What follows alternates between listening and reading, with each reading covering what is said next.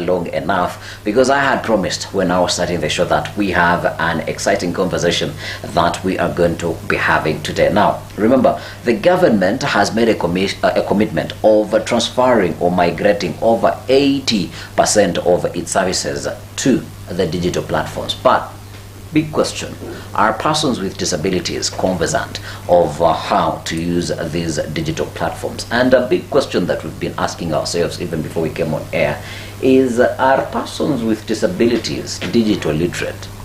Yeah, those are the two questions that we're going to be asking ourselves, and of course it's going to be quite an extensive conversation, so do keep around for that. If you have any questions, head on to our social media platforms, that is at Science TV Kenya, but also you can find me at the Allen Habit. And if you are on mobile, you remember WhatsApp or SMS, the numbers are scrolling on your screen, and we'll be glad to sample some of your questions and your feedback. I'm Allen Habit, and I have an array of amazing people. I don't know, me, I think they are amazing. I don't know if they think they are amazing, but we are going to know that as they introduce themselves. This is how we're going to do it. Tell us your name, you tell us where you are from, and also for our visually impaired viewers, you tell them how you are dressed. I will be honorable and start on my immediate left. Okay, thank you, Alan, for having us this morning. I'm Josephine Wende, and I was born with a condition in the cerebral palsy, and I'm from EPDK. Yes. Yeah, and I'm a short lady. Yes. Not so short, medium in size. Yeah. I'm on a white top. Yes. And a blue blazer coat. Yes. And a long yellow skirt representing my cover people. And, yeah. That is quite an elaborate introduction, and she has identified. She's awesome. Now to the to the gentleman. Thank you. Yes. My name is Benson. Benson Kitum. Yes. Working with the Association for the Physically Disabled of Kenya, a PDK, and of course heading national programs in the country. And secondly, I'm dressed with a blue blue coat, yes, with a blue trouser, yes, and also which color is this? Let us pass. Men are definitely blind in terms of color. Thank you. Probably the lady next to you will tell us what color is that. It's not pink, it's not yellow, it's in between. Yes. Yes, so good morning. My name is Belinda Odur. I'm tall. I can't say I'm medium, I'm tall. I'm plumpy. And I'm in a white dress. Yes. And a coat that is a kitenge. It's an attire, it's an African attire that has blue, pink, and black. Yes. And I work at a PDK as a communication and advocacy officer. Yes. Thank you. Thank you very much. Let us start with the hardest question, and I will start with Mwende. Are persons with disabilities digital literate? Because when we talk about migrating 80% of government services, I also saw the National Council jumped on this bandwagon as they phased out the older cards for persons with disabilities and brought in these digital cards. Are persons with disabilities literate enough in terms of digital literacy? To be sincere, people with disabilities are not 100% digital literate. Yes. Because as you see, let's look in a scenario where someone in Turkana or another one from Kitui, or even accessing a smartphone, is also a challenge. So to me, I can say digital literacy is not that much when it comes to people with disabilities, but I can say with the PDK, we have been able to train a good number of persons with disabilities, which as for now, they can be able to navigate in different digital devices by their own, which I believe is a great impact, which we have brought into their lives. And by this, at least I can say it has also brought some independency, whereby if they are digital literate, one can operate their own phone, they can do job application from the comfort of their homes, and again, they don't have to depend on someone Maybe if you need to do a shopping, you can just do it at your home. You see the Jumia or these other online markets. You can just order whatever you want. So what I can say is that if when we empower people with disabilities, that is in terms of digital literacy, it will be of great impact to them. It will increase their independency, and also it will give them a sense of that their self-esteem will be high. As you know, if you are independent, your self-esteem goes higher. Shoots up in the sky.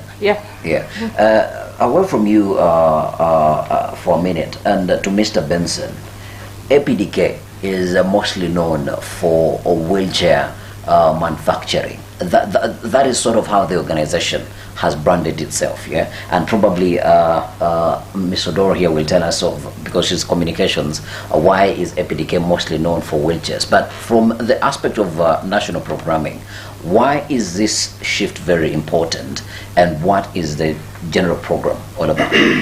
Thank you very much, Alan. Allow me to mention this, that for many years, about 63 years ago, APDK has been known as a service provider, and more specifically production of wheelchair and issuing of wheelchairs. Today, when you go to the public domain and ask, where can I get a wheelchair? Definitely people will take you to APDK. And of course the conversation is changing, because we have been stuck for long on service delivery and more specifically production of wheelchairs. But there is a question we have never asked ourselves. Where do these persons with disability who uses wheelchairs go or participate? And that's why we turn the conversation from we want to know beyond the wheelchair. What happens beyond the wheelchair? Are persons with disability able to even access employment? A person with disability able to even access digital content? Those are the conversations that has given us a discussion around the turn of discussion in terms of service delivery to advocacy. That we want to engage in cross-cutting teams, including digital inclusion, so that we go beyond just service delivery, but we look at the bigger perspective of development. There are many researches which has been done, and of course APDK in partnership with UK government, most people call it FCDO, did a baseline in the year 2021, and of course the baseline was to identify the gaps and opportunities for persons with disability to access inclusive, safe and affordable government online services. And from that survey that we did in Nairobi County, we surveyed about 482 persons with disability, and it actually cuts across all the disability cohorts, in terms of physical disability, visual disability, hearing disability, cognitive, even learning disabilities.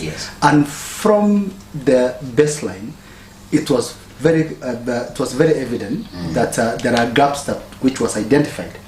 One of the first gap was the bilingual skills for persons with disability, which is part of our conversation today. Of course, the second one is about navigating on government platforms, which from the onset we realized from the study that there are the features of access by persons with disability, and more specifically persons with visual disabilities, were quite of a challenge.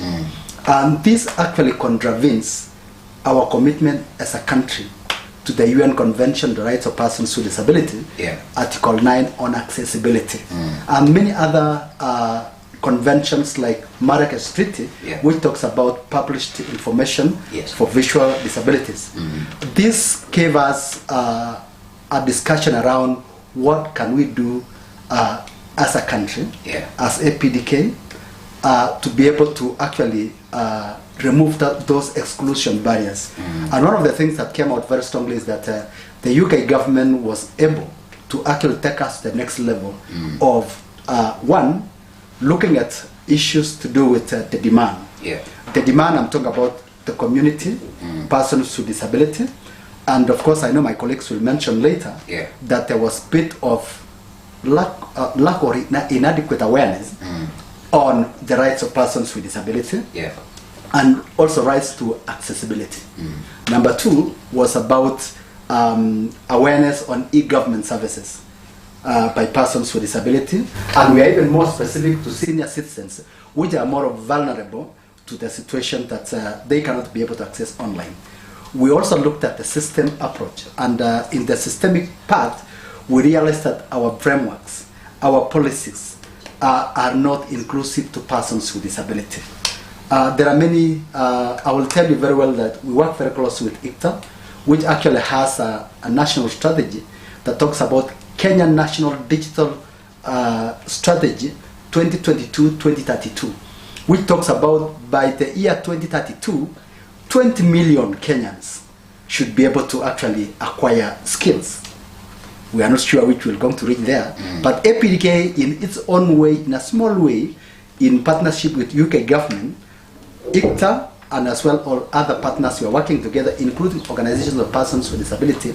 Yeah, we are working on our own way to ensure that we actually build a model that can be able to support persons with disability. And the last one is the system supply. No, there's the supply demand side, which talks about issues to do with, do we have affordable assistive technologies?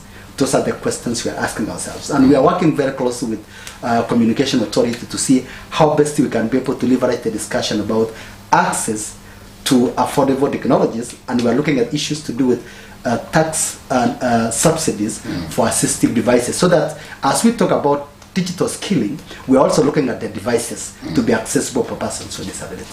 Thank you. Quite a mouthful there, but I picked one interesting thing from what you said, and that is awareness. And this is where I want to bring in Madame Odor here. How do you then create awareness? Because one of the things that I've realized in the disabilities space for the time that I've been around is because you are a person you are born a person with a disability, so you've lived with yourself your entire life. So most of these things that happen to you, you never realize or notice them as a challenge. It is other people that notice that there is a challenge there. And this is where I will bring you, Madame Odor.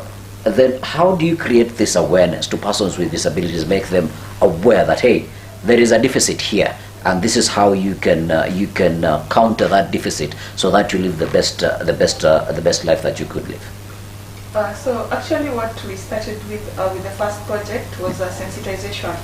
By sensitization, we literally brought persons with disabilities together, talked to them about different types of conditions and how they're supposed to be managed. And it came out clearly that most persons with disabilities are not aware that these are challenges, which is automatically true. The second thing was, are we able to live according to what the society wants us to live? Because basically your disability is only seen by the society, not you as an individual. Absolutely. So we discuss on the challenges we go through within the community level, the society in general, and it came out clearly that the society wants us to fit into their system, forgetting that with my condition, I'm not able to move the way Kiptum is moving. I'm not able to do things the way he's doing. But because it's a mindset that you're a human being, you're supposed to do this the way we're doing it, we need to talk to the society in general so that we don't have these conversations among persons with disabilities themselves. I know how to take care of myself, but you as a person without a disability, are you able to accommodate me with my disability? So we opened the space to the general population, where we engage persons with disabilities and persons without disability and had the conversation discussing on disabilities matters, how they're supposed to be handled. Then from there we came to disability rights. So this is where the biggest gap is. Persons with disabilities are not aware of their rights. They're not aware that if I walk into an office looking for employment, I'm supposed to go through an interview without being discriminated with my condition. So after the disability rights discussion, it came out clearly that the message was just within us, within the society that we are having conversations with. So how are we going to ensure that this information gets to a person in Kisumu, in Busia, in Kitale, we thought of the social media platform. Yes. Because from the comfort of your home, whether you're a person with disability or not, at some point you go to Facebook and you will swipe. As you swipe, you'll come across the way we see stories of a woman who gave birth to triplets and something. That is what we did. We came up with stories of persons with disabilities who are able and okay and confident to come out and speak about their disabilities. So by posting these stories, we were able to reach a large number of people. And their comments there told us clearly that these people are not aware of disability types and what these persons with disabilities go through.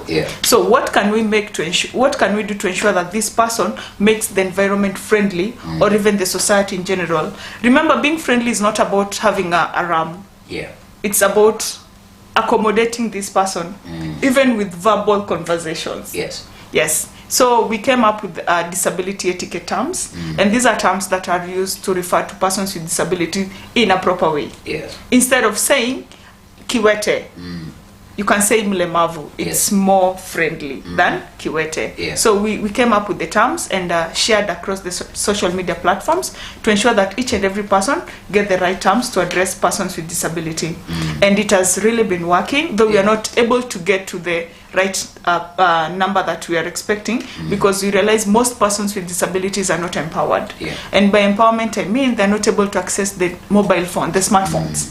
So by the end of the day, I will not be able to reach all of them, but I will reach a few who will pass the message downwards. I want us to take a quick break because we've had a mouthful of things to talk about. We need to take some water, but when we come back, Mr. Kiptum, you're going to talk to us about why particularly government services, because we want to sort of now go deeper instead of going wide. Why particularly government services, and some of your objectives and expectations out of this project. Once it is closed, you're doing the final reporting, what do you want to report as the key success that I enabled persons with disabilities through this project access 1, 2, 3 services through government? And one day you will talk to us about currently, how is it like? Because as you were talking and as everybody was talking, I was imagining a visually impaired person going onto the immigrations portal, applying for a passport.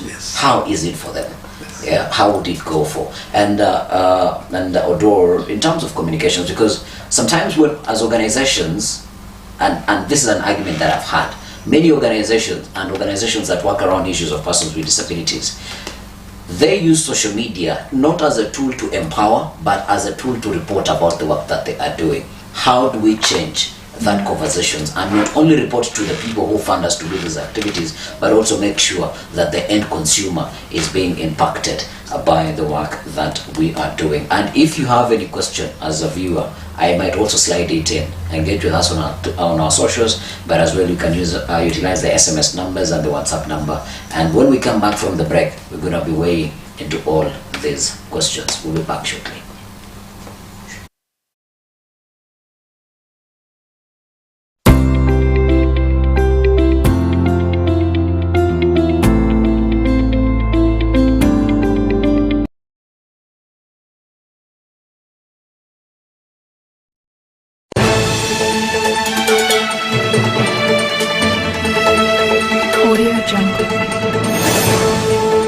In 2011, Science Media Kenya Limited was formed, and in 2015, we officially applied to the Communications Authority of Kenya to run a television station broadcasting in sign language. Operating on a social enterprise model, our objectives are to propagate social, economic, political, and talent development of persons with disabilities. Uniquely, Science TV has enabled many persons with disabilities to harness their talents by supporting their creativity and by extension reducing discrimination, social stigma, and boosting their self-esteem. 60% of our employees are persons with disabilities. With this talent pool, we have emerged as winners in several international and national awards. We were the first runners-up in the Communications Authority of Kenya 2018-2019 KUSA Awards. 2018 SDG Ambassadors, an award by the UNDP, British Council and ActionAid. 2019 Disability Inclusion Corporate Champion in the DRA Awards, and we also are among the top 50 ranked solutions by the Youth Sustainable Development Solutions Network, and we featured in the Youth Solutions Report 2019, which was unveiled at the 74th UN General Assembly. And in 2020, we were awarded at the Zero Conference 2020 as the best tool to support communications in Vienna, Austria. In 2020, the world was hit by the pandemic and many people were affected, among them persons with hearing impairment, as the usage of face masks and isolation measures made communication an impossibility. With experience in the field, we launched Assist All, a sign language interpretation mobile application to provide communication between the hearing impaired and different service providers. Post-COVID-19, the application shall be used in higher education, employment, judicial systems, and social settings. Find the application on the Google Play Store. Are you implementing, working, or championing for inclusion? Partner with us to ensure inclusivity in every communication or project undertaken by you.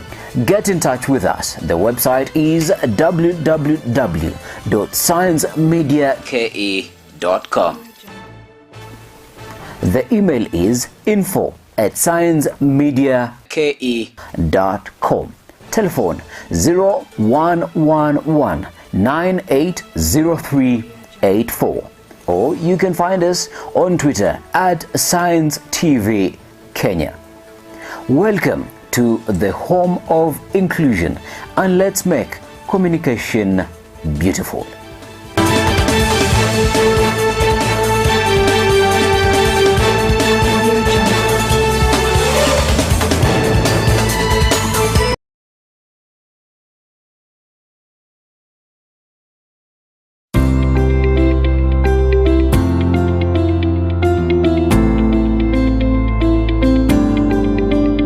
Welcome back from that break. Glad you're still watching Science Breakfast with me, Alan Habert, and the sign language interpreter is Gideon Minor. With me in studio this morning, we have Madame Wende, we have Mr. Kiptum, and Madame Odor at the extreme corner, and we are talking about access of government services by persons with disabilities, but also looking at the core aspect. If persons with disabilities are going to be able to access these services, which are digitally, are persons with disabilities digital literate? Mwende in the first installment talked about how the situation is like. Mr. Kiptum here talked about what they are doing to make sure that the literacy is available and the awareness is available and extensively. Madame Odror added information into that. Mr. Kiptum, before we went for the break, I had asked a question, kindly. Thank you very much, Alan. Yes. You did mention about why the government. Of course, as you understand very well that Kenya is a signatory of the UN Convention on the Rights of Persons with Disability, yes, which was actually done in the year 2008. And of course, being a signatory gives you the obligation and commitment. Yes. And of course, when you look at Article 9 on accessibility, there are many commitments that the government needs to ensure that persons with disability become part of the conversation when it comes to digital inclusion. Of course, there are many treaties, conventions, policies that the government has put in place to ensure that all what they do are inclusive. And some of them is actually the Constitution of Kenya that talks about access to information, which is very important. Yeah. We are talking about the Disability Act 2003.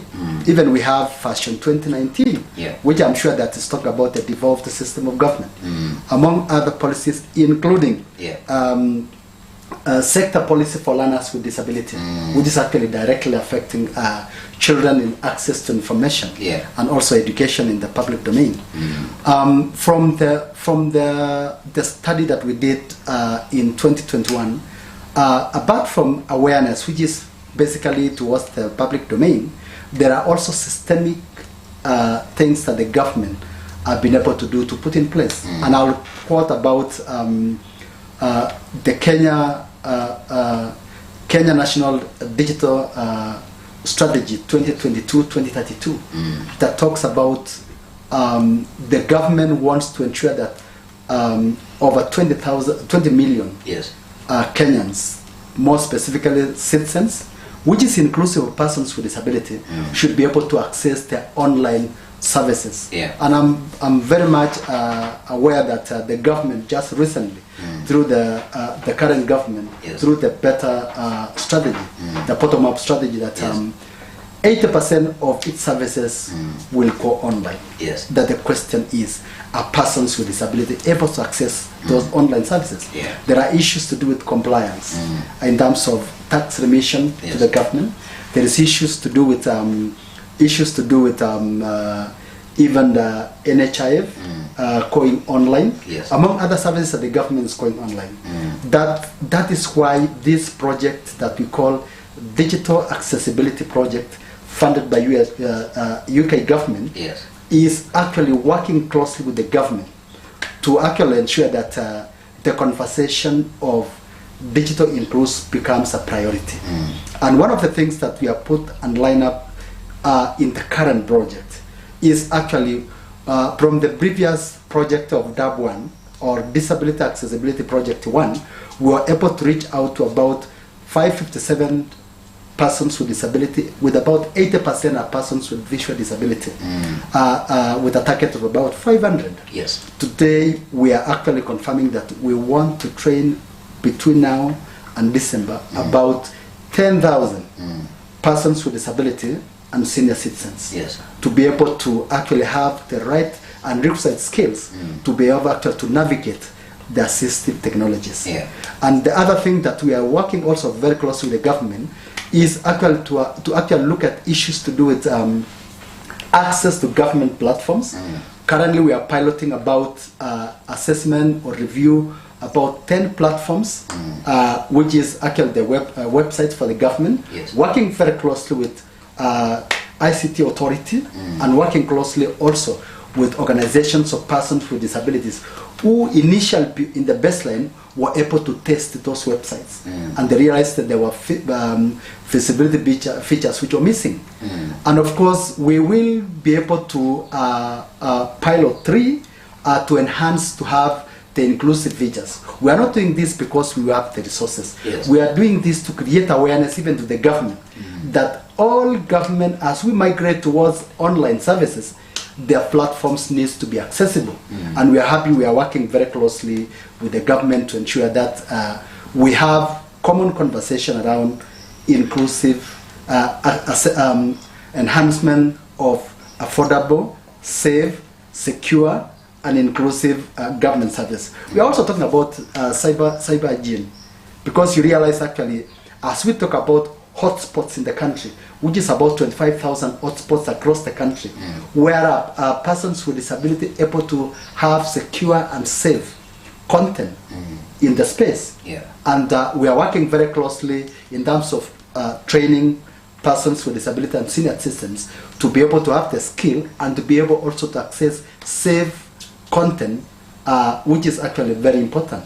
I want to mention this actually that through the UK government DAB project 2 that we are currently implementing in partnership with ICT authority, we were able to come up with what we call national digital curriculum that will be able to incorporate from basic skills, intermediate skills, advanced skills, and also the skills for public service, because every person has to be brought on board for this service to be inclusive.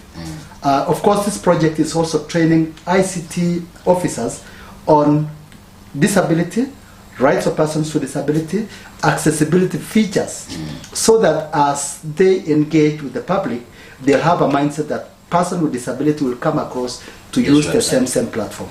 That is currently what we are doing, and we appreciate that the UK government has come strongly to support us in doing the smaller bits that we are doing as APDK and the OPD fraternity. Thank you. Thank you, Mr. Kiptum. Now, one day I believe you are a patriotic Kenyan. and a patriot pays their taxes. Kindly take us through the process of how does it look for you as a person with a disability navigating, for instance, the KRA portal, and also because you are very close to this project, what are some of the other experiences that other persons with disabilities have shared with you in terms of how they are accessing these government services? Okay, thank you, Adam, for the question.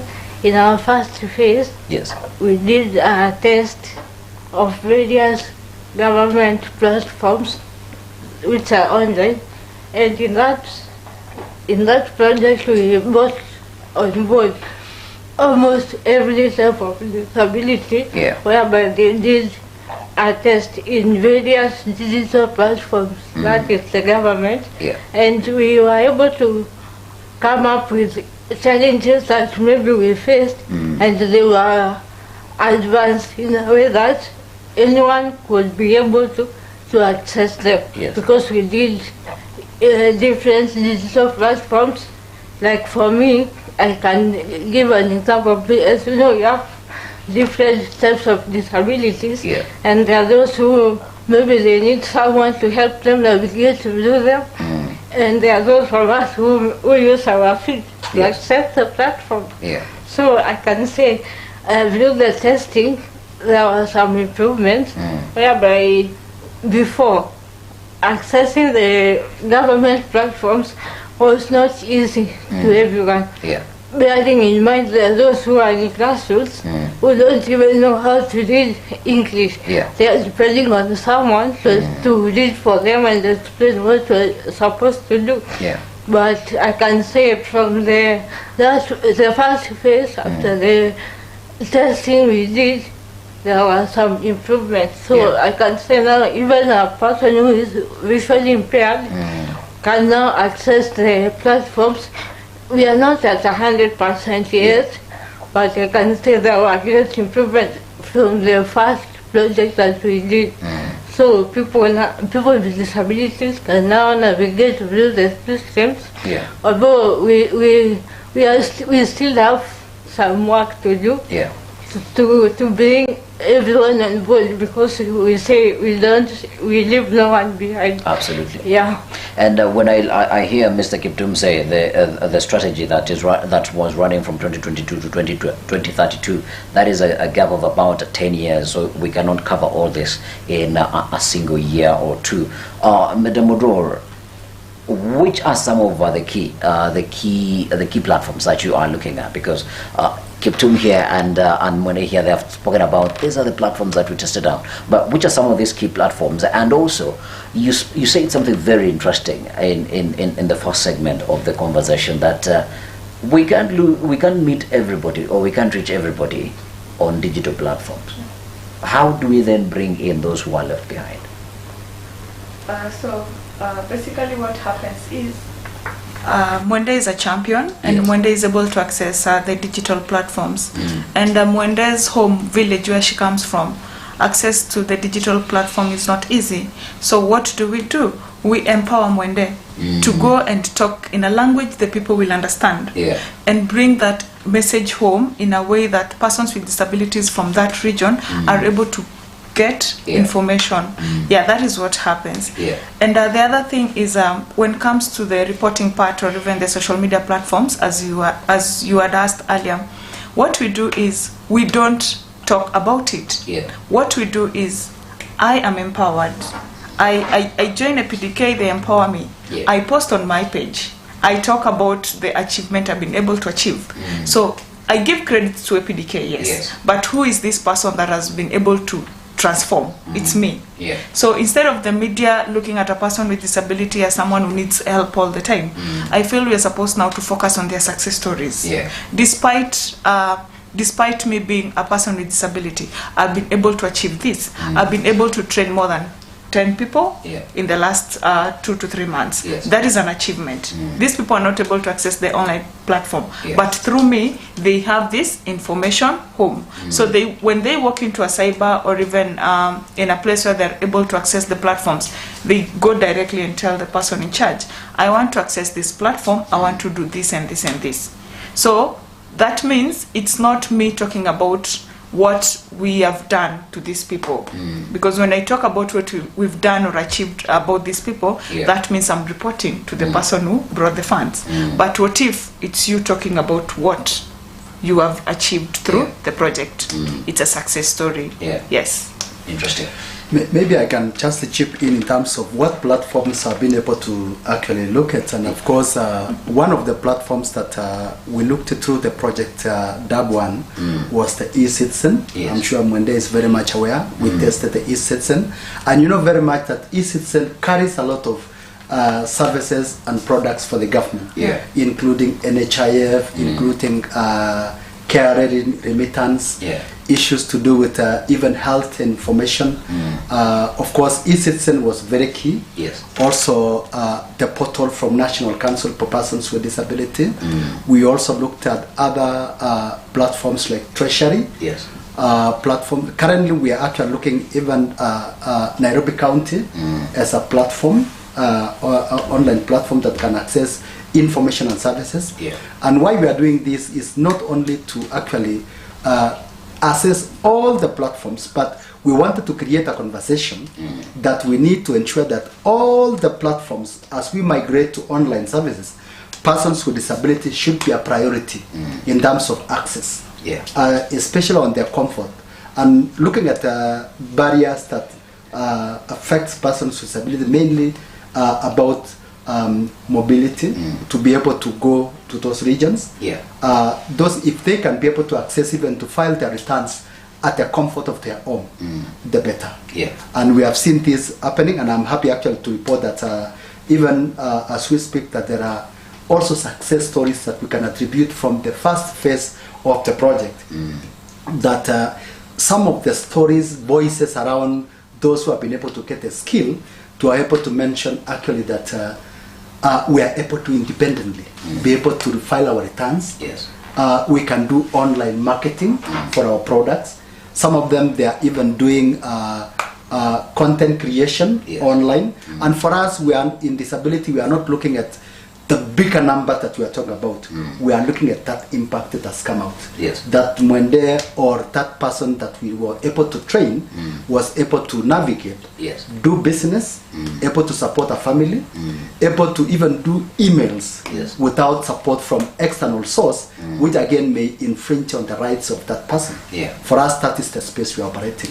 And I'm sure that the ultimate outcome of this project is one, is to be able to skill over 10,000 Kenyans. And those 10,000 Kenyans can ripple effect to ensure that they reach more population. Our model of training is clear. We are actually recruiting what we call trainers of trainees. We are targeting about 500 TOTs. And of course, we have master TOTs that will be able to identify. Then when we have the 500 TOTs, we want them to train for us at most minimum of 20 persons with disability. That gives us 10,000. And all this, we are doing this with a mindset of using persons with disability as contributors to the project, not only beneficiaries.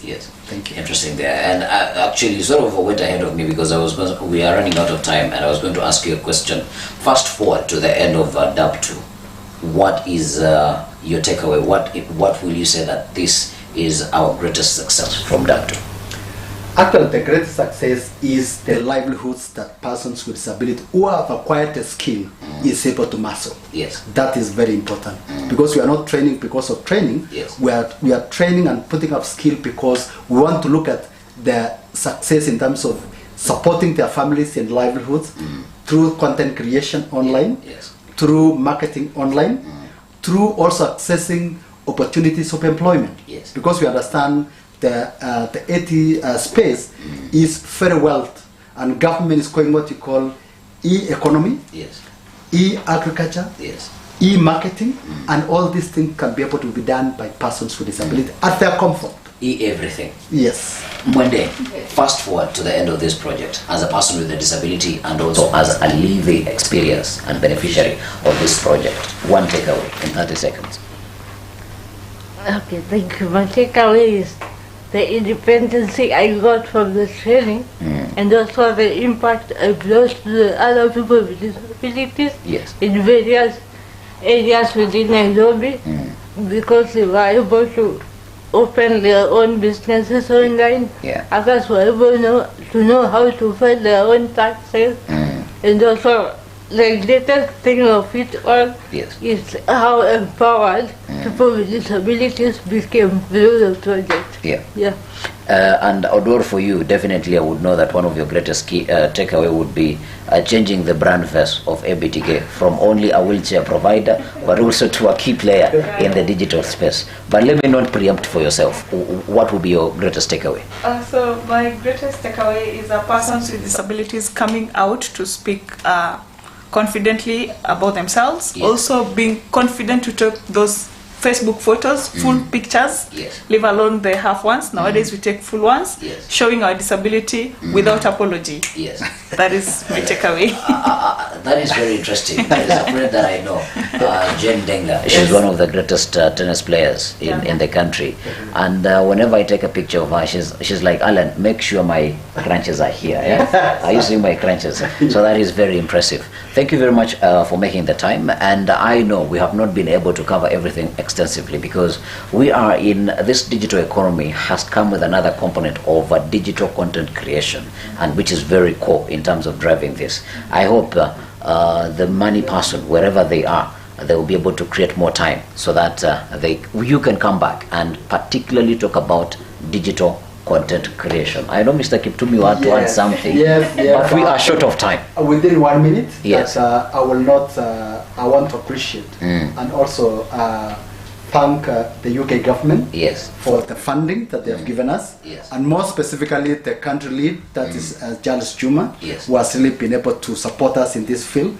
We are known for wheelchair, but we are now known for digital inclusion in Kenya. Thank you. So I was right. Okay, let us not take it any further. We're going to take a quick break. When we come back, we're coming back with Euro 2024 action and of course other sporting action that is happening in the country and around the globe. We'll be back.